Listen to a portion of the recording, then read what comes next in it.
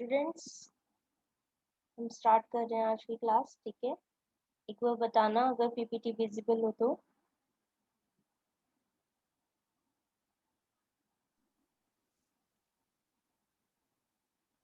Next slide दिखाई दे रही है आपको आज? Yes ma'am. ठीक है, इसमें कोई प्रॉब्लम नहीं आ रही ना उस दिन जैसे? No ma'am. ओके, ठीक है बच्चे, फिर स्टार्ट करते हैं। हमारा जो आपका देखो सेकेंड यूनिट के अंदर ऊपर एटॉमिक के उसमें हमारा जीमानी इफेक्ट से रिलेटेड टॉपिक थे। उसमें आपका एक स्टार्क इफेक्ट पेंडिंग है बस, और पूरा कंप्लीट हो गया है। उस स्टार्क इफेक्ट को मैं आपको बाद में करवाऊंगी, जो सिर्फ आपका weak field Stark effect of the hydrogen atom. उससे पहले मैं आपको आज मॉलिक्यूलर स्पेक्ट्रा स्टार्ट करवा रही हूँ। जैसा कि मैंने आपको बताया था पहले कि हमारी फर्स्ट यूनिट जो है वो आपकी एटॉमिक से रिलेटेड है। सेकंड यूनिट का लास्ट हाफ पोर्शन जो है वो मॉलिक्यूलर स्पेक्ट्रा से रिलेटेड है। और जो थर्ड यूनिट है आपकी, वो आपकी लेजर फिजिक्स है। ठीक है, यानी कि लेजर से रिलेटेड चीजें उसमें है। तो आज हम अपना नया, जैसे आपको यहाँ पे आपका सिलेबस वो हेडिंग भी दिख रही है पेपर की, atomic molecular and laser physics. तो उसमें हमारा एटॉमिक स्पेक्ट्रा से रिलेटेड जितना सिलेबस था आज हमने वो कंप्लीट कर लिया है। ठीक है, अब हम करेंगे मॉलिक्यूलर फिजिक्स से रिलेटेड जितना हमारा सिलेबस है उसके रिकॉर्डिंग उसके अकॉर्डिंग जो आपका टॉपिक्स होंगे आज वो करेंगे स्टार्ट। ठीक है, और उसके बाद जो आपकी थर्ड यूनिट है यानी कि आपकी जो लेजर फिजिक्स है उसको करेंगे। ठीक है, तो आज हम सेकेंड यूनिट का नेक्स्ट हाफ पोर्शन स्टार्ट करने जा रहे हैं। सबसे पहले इसके अंदर आती है कि आपके मॉलिक्यूलर फिजिक्स। मॉलिक्यूलर फिजिक्स यानी कि जो मॉलिक्यूल्स के साथ हमारा डील करेंगी, उनमें किस तरीके का स्पेक्ट्रा वगैरह होता है, वो आपका क्या होता है, मॉलिक्यूलर फिजिक्स। ठीक है, तो मॉलिक्यूल्स क्या होते हैं, कोई बता सकता है मुझे? जब आपके एटम्स कंबाइन अप होते हैं तब आप उनको क्या कहते हो कि वो आपका क्या बना गया है, मॉलिक्यूल बना गया है। ठीक है, तो अब क्या है इसके अंदर, क्योंकि देखो जैसे हमने एटॉमिक के केस में भी एटॉमिक स्पेक्ट्रा देखा था। ठीक है, तो ऐसे ही जब वो मॉलिक्यूल्स हमारे बन जाते हैं तो उस टाइम पे हमारे किस टाइप का स्पेक्ट्रा वहां पे बनता है, हमें वो देखना है। ठीक है, तो जो भी हमारे मॉलिक्यूलर स्टेट के अंदर चीज होगी उसके अंदर जो एमिटिंग सब्सटेंस यानी कि जो ट्रांजिशंस होगी आपकी मॉलिक्यूलर स्टेट के मॉलिक्यूल्स के बीच में जो ट्रांजिशंस होंगी उनको उनसे जो आपका स्पेक्ट्रा क्रिएट होगा उस स्पेक्ट्रा को हम क्या बोलेंगे, मॉलिक्यूलर स्पेक्ट्रा। ठीक है, ये जो मॉलिक्यूलर स्पेक्ट्रा होता है बच्चे आपका, ये तीन तरह का होता है। एक आपका होता है प्योर रोटेशनल स्पेक्ट्रा, एक आपका होता है रोटेशनल वाइब्रेशनल स्पेक्ट्रा, और एक आपका होता है इलेक्ट्रॉनिक स्पेक्ट्रम। ठीक है, तो जो ये आपका प्योर रोटेशनल स्पेक्ट्रम है, ये आपका इस टाइप का जो स्पेक्ट्रा होता है आपको पता होना चाहिए कि ये किस रीजन के अंदर लाई करता है। ठीक है, विजिबल में है या अल्ट्रावायलेट रीजन के अंदर है या इंफ्रारेड रीजन के अंदर है, नियर इंफ्रारेड रीजन है या फार इंफ्रारेड रीजन है, किस टाइप का ये रीजन होता है हमें ये भी पता होना चाहिए। ठीक है, तो जो प्योर रोटेशनल स्पेक्ट्रा होता है बच्चे, वो आपका किसके बीच में, जो आपके मतलब मॉलिक्यूल्स रोटेट करते हैं, तो रोटेट करने के टाइम पे जो आपके एनर्जी लेवल्स आते हैं वहां पे, उनके बीच में जो स्पेक्ट्रा आपका क्रिएट होता है उसको बोलते हैं प्योर रोटेशनल स्पेक्ट्रा, जो कि हमारा आज का टॉपिक भी रहेगा। ठीक है, ये स्पेक्ट्रम आपका कहाँ लाई करता है, फार इंफ्रारेड रीजन के अंदर। और ये सिर्फ किसकी वजह से है, यहाँ पे बताया हुआ है मैंने, रोटेशंस ऑफ मॉलिक्यूल की वजह से आपका कॉज्ड होता है। यानी कि ये आपके मॉलिक्यूल्स की रोटेशन की वजह से आपको कौन सा स्पेक्ट्रम मिलता है, रोटेशनल स्पेक्ट्रम मिलता है। ठीक है, उसके बाद आपके पास कौन सा आता है, रोटेशनल वाइब्रेशनल स्पेक्ट्रा। जैसे इसके अंदर नाम से आपका है कि रोटेशनल वाइब्रेशन, यानी कि जो मॉलिक्यूल्स है वो आपके अपनी एक पोजीशन के ऊपर इक्विलिब्रियम उस पे वाइब्रेट भी कर रहे हैं और प्लस क्या कर रहे हैं, रोटेट भी करे जा रहे हैं। ठीक है, तो उसकी वजह से जो आपका क्रिएट होता है स्पेक्ट्रा, वो कौन सा है, आपका रोटेशनल वाइब्रेशनल स्पेक्ट्रम। ठीक है, ये आपको कहाँ मिलता है, नियर इंफ्रारेड रीजन में। उसके बाद आता है हमारा इलेक्ट्रॉनिक स्पेक्ट्रा। ठीक है, इलेक्ट्रॉनिक स्पेक्ट्रा हमारा किसके अंदर लाई करता है, आपका it lies in the region of the visible and ultraviolet. ठीक है, और ये जो आपकी ट्रांजिशंस होती हैं, ये इलेक्ट्रॉनिक ट्रांजिशंस, ये किसके उस पे सुपर इम्पोज होती हैं, आपकी मॉलिक्यूलर वाइब्रेशन एंड रोटेशंस के बेस्ड पे, ठीक है। वहां पे आपका क्या आता है, इलेक्ट्रॉनिक स्पेक्ट्रा। तो आज हम अपना स्टार्ट करने जा रहे हैं प्योर रोटेशनल स्पेक्ट्रा, ठीक है। इसका मतलब क्या हुआ कि प्योर रोटेशनल स्पेक्ट्रा के अंदर हमें इसके अंदर क्या करना पड़ेगा, हमारे जैसे प्योर रोटेशनल स्पेक्ट्रम में आपको रोटेशन की वजह से ये आता है, मॉलिक्यूल्स क्या कर रहे हैं आपके, रोटेट करते हैं, तब आपके पास ये आता है प्योर रोटेशनल स्पेक्ट्रा। और वो किसके बीच में, जब आपके पास आपके रोटेशनल एनर्जी लेवल्स होंगे, उन एनर्जी लेवल्स के बाद भी तो आप उसको रोटेशनल स्पेक्ट्रा को बताओगे, राइट। तो इसके अंदर हम क्या करते हैं, इसके अंदर हमने एक ऐसा डायटोमिक मॉलिक्यूल कंसिडर किया है। डायटोमिक मॉलिक्यूल का मतलब इसके अंदर आपके पास दो न्यूक्लियाई है जिनका मास, एक का m1 हो गया, एक का आपका m2 मास हो गया, ठीक है। और ये दोनों आपस में कितने डिस्टेंस के ऊपर है, r डिस्टेंस पे। और हमने देखो इस तरीके से जो भी चीज होती है जो आपकी पर्टिकुलर एक्सिस के अलोंग क्या कर रहे हैं, दोनों रोटेट करते हैं, तो हम वहां पे उसका क्या लेके चलते हैं, उनकी जो पोजीशन वगैरह, जो डिस्टेंस होता है आपका, वो आपका किसके अकॉर्डिंग, सेंटर ऑफ मास के अकॉर्डिंग लेके चलते हैं, है ना। तो इसका मतलब हमें क्या करना पड़ेगा, एक ये एक्सिस से हमने ये कंसिडर कर लिया कि इस एक्सिस के ऊपर जैसे हम यहाँ पे इन दोनों मासेस की वजह से इनका सेंटर ऑफ मास करेंगे, तो इस m1 का डिस्टेंस इस एक्सिस के ऊपर कितना ले लिया हमने, इस एक्सिस का डिस्टेंस कितना है यहाँ तक आपका m1 तक, वो हमने r1 कंसिडर कर लिया। और इस एक्सिस से आपका m2 मास का जो आपने सेकंड न्यूक्लियाई लिया हुआ था, डायटोमिक आपने लिया ना मॉलिक्यूल, तो डायटोमिक का सेकंड आपका जो है उसके अंदर उसका डिस्टेंस इस एक्सिस से कितना है आपका,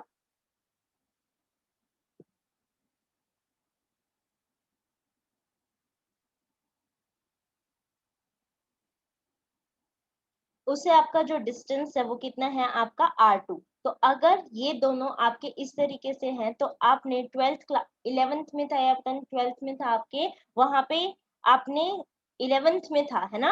11th में हम सेंटर ऑफ मास कैलकुलेट करते हैं ना, अगर दो मासेस होते तो उनका सेंटर ऑफ मास उसकी पोजीशन से निकालते हैं।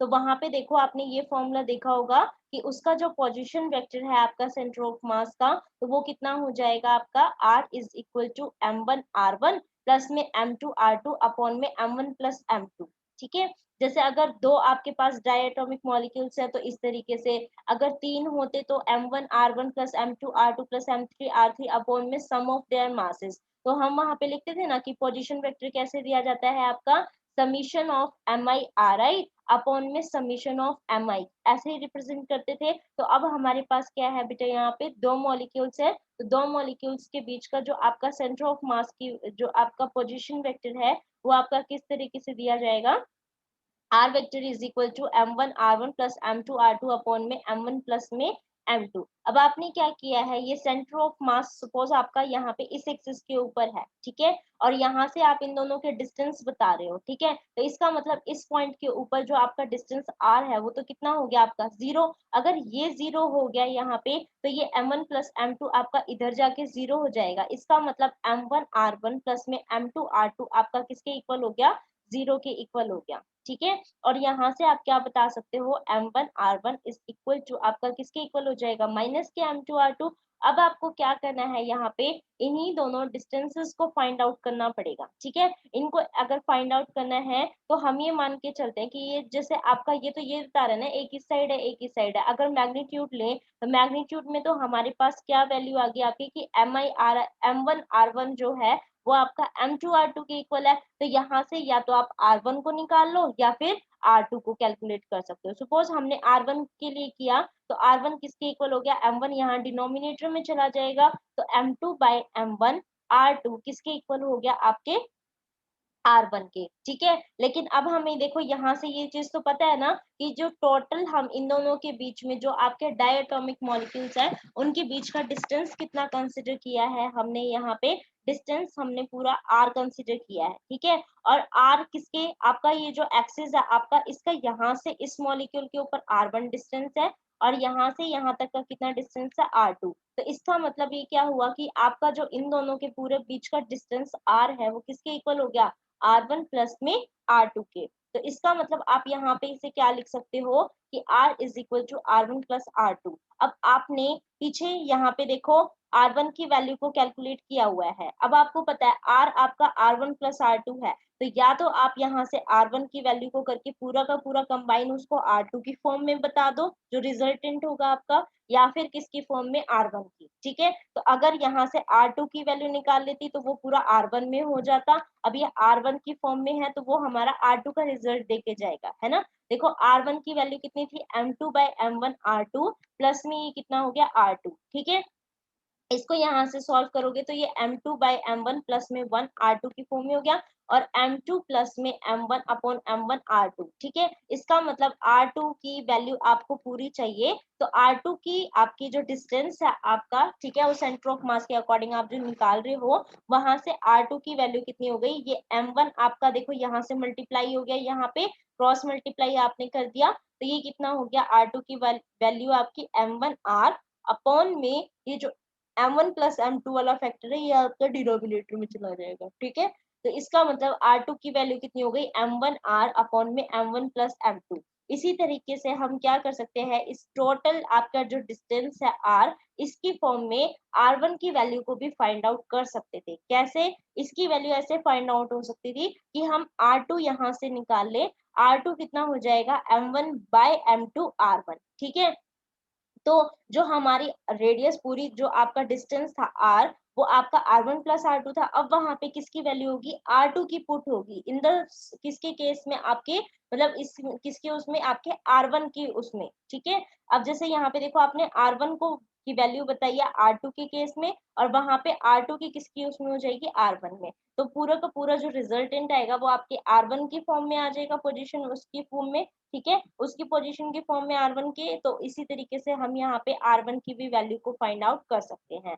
तो R1 कितना हो जाएगा आपका M2R अपॉन में M1 प्लस में M2। आप यहाँ पे भी देख सकते हो R2 को किसकी उसमें 1 की फॉर्म में, तो यहाँ पे M1R अपॉन में M1 प्लस M2, और R1 को R2 की फॉर्म में, तो यहाँ पे मास किसका आ गया, आपका सेकेंड वाले का, तो M2R अपॉन में M1 प्लस में M2 हो जाएगा। ठीक है, अब क्या करना है बच्चे, इसके अंदर देखो हमने यहाँ पे जो दोनों की दोनों आपके थे, देखो ये मास हो गया और एक ये एक्सिस आपने कंसिडर की हुई है। आपको पता है कि अगर कोई एक पर्टिकुलर एक्सिस लेते हो और यहाँ पे डिस्टेंस कोई पार्टिकल लिया हुआ है जिसका मास m है, और वो रोटेट कर रहा है, वहां पे आप उसको रोटेशन की उसमें क्या बताते हो कि मोमेंट ऑफ इनर्शिया का केस आ रहा है। तो मोमेंट ऑफ इनर्शिया का केस आपका इस फर्स्ट वाले की वजह से भी आ रहा है, और प्लस में सेकेंड वाले की वजह से भी आ रहा है। तो टोटल आपके पास जो मोमेंट ऑफ इनर्शिया हो गया है बच्चे, वो कितना हो गया, M1 R1 का स्क्वायर प्लस में M2 R2 का स्क्वायर। ठीक है, तो अगर ये आपका मोमेंट ऑफ इनर्शिया है, तो आपको क्या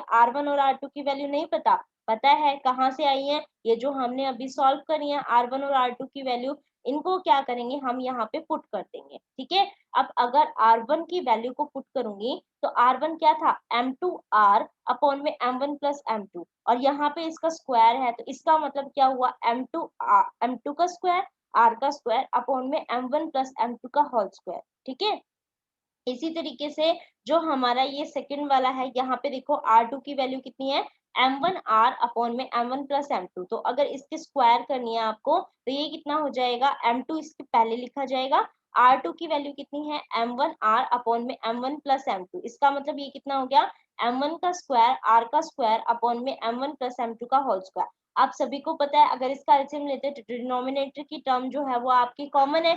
अगर डिनोमिनेटर कॉमन है तो ये आपका कॉमन हो जाएगा, और यहाँ से देखो आपका आर स्क्वायर कॉमन आ रहा है, यहाँ पे M1 M2 का स्क्वायर है, यहाँ पे M2 M1 का स्क्वायर है। इसका मतलब M1 M2 में यहाँ से भी कॉमन कर सकती हूँ। ठीक है, तो अगर यहाँ से आप इसको कॉमन कर रहे हो तो देखो R का स्क्वायर कॉमन आ रहा है, नीचे बेस सेम है, आपका डिनोमिनेटर सेम है, तो ऐसे लिखा गया। ऊपर से मैंने M1 M2 कॉमन कर दिया। अगर मैं M1 M2 को कॉमन कर रही हूँ तो M1 तो आपका यहाँ से चला गया, M2 एक और रिमेनिंग है, तो यानी कि M2 यहाँ आ गया। ठीक है, इस टर्म में से M1 M2 को कॉमन करते हैं तो M2 तो आपका यहाँ आ गया। ठीक है, और ये जो M1 है ये एक रिमेनिंग है और बीच में प्लस का साइन है, इसका मतलब यहाँ पे क्या हुआ, M1 प्लस में M2। अब आप इस एक M1 प्लस M2 से क्या कर सकते हो, इस एक M1 प्लस M2 को आप कैंसिल आउट कर सकते हो, क्योंकि नीचे उसका होल स्क्वायर है। ठीक है, तो जो मोमेंट ऑफ इनर्शिया आया है आपका, वो किसके इक्वल हो गया, आपका M1 M2 अपॉन में M1 प्लस M2 आर का स्क्वायर के, ठीक है। और ये क्या चीज है, m1 m2 अपॉन में m1 प्लस m2, ये क्या है, रिड्यूस मास है। रिड्यूस मास को किससे डिनोट करते हैं, म्यू से डिनोट करते हैं। तो इसका मतलब यहाँ पे हमारा जो मोमेंट ऑफ इनर्शिया आपका आई है वो किसके इक्वल आ जाएगा, रिड्यूस मास इनटू में उनके डिस्टेंस का स्क्वायर, ठीक है। यानी कि म्यू आर का स्क्वायर आपके पास यहाँ पे इसका आ गया है, ठीक है। उसके बाद देखो अब ये रोटेशनल एनर्जी के उसमें है, ठीक है। वैसे तो अगर खाली जो मॉलिक्यूल्स आपके रोटेट कर रहे हैं काइनेटिक एनर्जी में आप लिख रहे हैं, वहां पे आप सीधा बता सकते थे, ठीक है, हाफ एम वी स्क्वायर के बेस में, ठीक है। लेकिन एक चीज देखो, इसको आप हाफ एम वी के स्क्वायर के ऊपर बता रहे हो, ठीक है। देखो ये कैसे आया, अभी बता देती हूँ मैं आपको। देखो आप सभी को पता है ई किसके इक्वल होता है, आपका energy half m v square के इक्वल होता है, राइट। और रोटेशन के अंदर अगर आपको ध्यान हो तो जो वेलोसिटी होती है वो आपके आर ओमेगा के इक्वल होता है ना, आर ओमेगा के इक्वल होता है। अगर मैं यहाँ पे पुट करूं तो इसका मतलब ये क्या हो गया, आपका ओमेगा का स्क्वायर, और ये कितना हो गया आपका आर का स्क्वायर, ठीक है। और ये आर का एम आर का स्क्वायर क्या है, मोमेंट ऑफ इनर्शिया है, यस। तो ये कितना हो जाएगा आपका मोमेंट ऑफ इनर्शिया, ठीक है। तो इसका मतलब ये किसके इक्वल हो जाएगा आपका हाफ आई, और ये कितना हो गया ओमेगा का स्क्वायर। तो इसका मतलब जो हमारी सिंपल उसके रोटेशन की वजह से आती वो हमारी हाफ एम वी स्क्वायर थी, यानी कि सिंपल अगर एनर्जी काइनेटिक एनर्जी लेते हैं हाफ एम वी स्क्वायर, लेकिन अब रोटेशन की वजह से ले रहे हैं तो रोटेशन की वजह से एंगुलर वेलोसिटी वहां पे आ जाती है, और एंगुलर वेलोसिटी का कॉन्सेप्ट जब लेते हैं तो वहां पे मोमेंट ऑफ इनर्शिया भी आ रहा है। इसका मतलब जो हमारी पूरी टोटल एनर्जी है अब हम उसको उसकी फॉर्म में बताएंगे, अगर रोटेशन की फॉर्म में बताएंगे तो यहाँ पे हमारी एनर्जी किसके इक्वल आ गई है बेटा, E is equal to half I omega का स्क्वायर। लेकिन अब हमें ये भी तो पता है कि रोटेशन की उसमें आ रही है तो जो आपका मोमेंटम है, ठीक है, वो mv के इक्वल होता है, ठीक है। लेकिन अब रोटेशन में है तो खाली क्या मोमेंटम होएगा, नहीं, वहां पे एंगुलर मोमेंटम लेना पड़ेगा।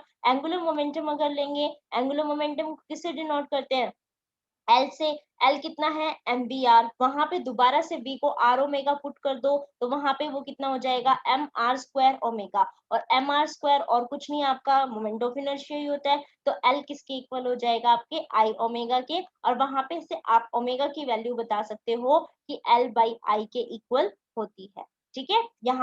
यहाँ से बता सकते हैं ना ये चीज। तब ओमेगा की वैल्यू आपकी एंगुलर मोमेंटम अपॉन में आपका ये क्या हो गया आपका मोमेंट ऑफ इनर्शिया। ये जो आपने रिजल्ट यहाँ से निकाला है आपने इस इक्वेशन में इसको पुट कर दिया।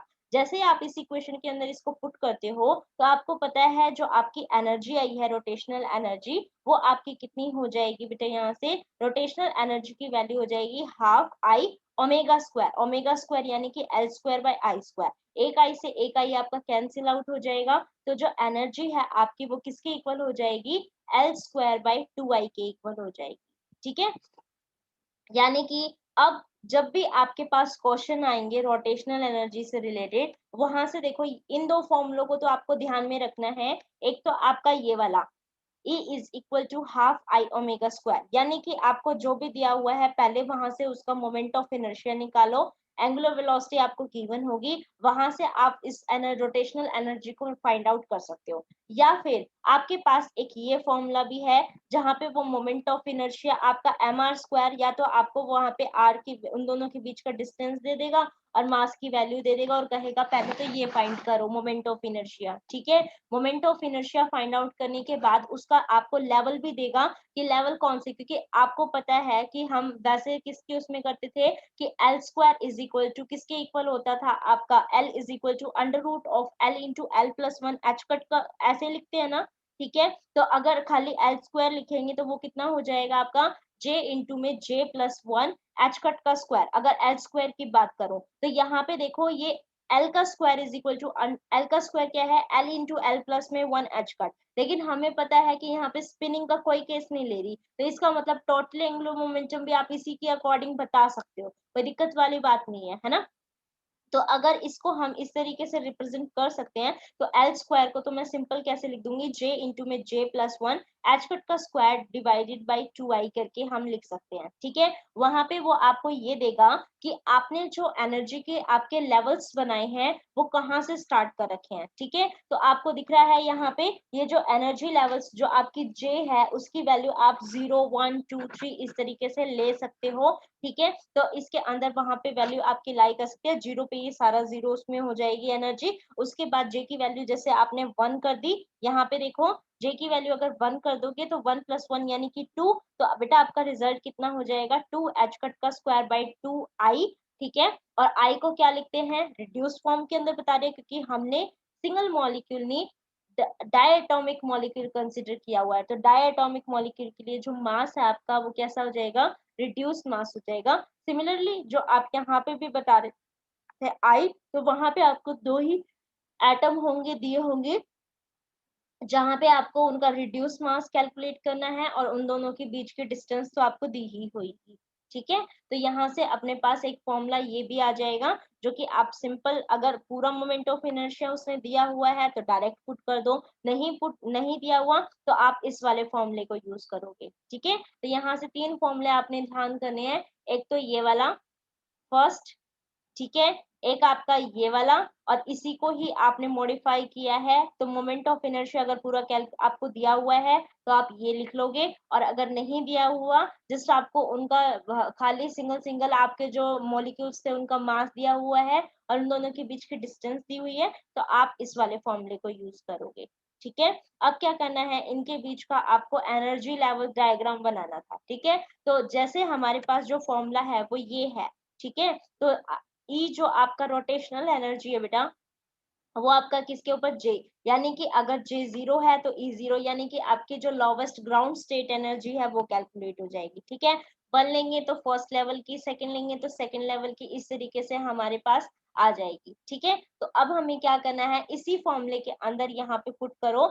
फॉर आपको यहाँ पे क्या करना है, ई मतलब j इज इक्वल टू 0 के लिए फाइंड आउट करना है। अगर j 0 के लिए करना है तो 0 मल्टीप्लाई बाय समथिंग और 0, तो यानी कि ई 0 की वैल्यू भी कितनी आ गई, 0। तो हमने यहाँ पे इसको ड्रॉ कर दिया। ठीक है, कि ये हमारी ग्राउंड स्टेट की एनर्जी होगी जिसकी सबसे कम थी, और वो कितनी है, 0 है। ठीक है, उसके बाद देखो, उसके बाद अगर हम इसके लिए गए तो हमारे पास हमने इसको 1 पुट कर दिया, तो 1+1 कितना हो गया आपका, 2 हो गया है। ठीक है, 2 करने के बाद आपने इसकी वैल्यू को पुट कर दिया, और पुट करने के बाद जो आपके पास आया वो कितना आया, 2 एच कट का स्क्वायर बाय 2 म्यू आर का स्क्वायर। देख पा रहे हो ना, देखो ये जो सेकंड लाइन है आपकी। ठीक है, फिर उसके बाद थर्ड लाइन के पास जाओ, थर्ड लाइन के अंदर हमें क्या करना है, इसके अंदर बताओ, पहले 1 पुट किया था, अब क्या पुट करना है, 2 पुट करना है, यानी कि E2 आपकी सेकंड जो आपकी लाइन आएगी E2 वाली उसके पास आएगा। ठीक है, तो 2 पुट करते के साथ हमारे पास यहाँ पे 2 हो गया और ये 3 हो गया, तो 3 इंटू 2 कितना हो गया आपका,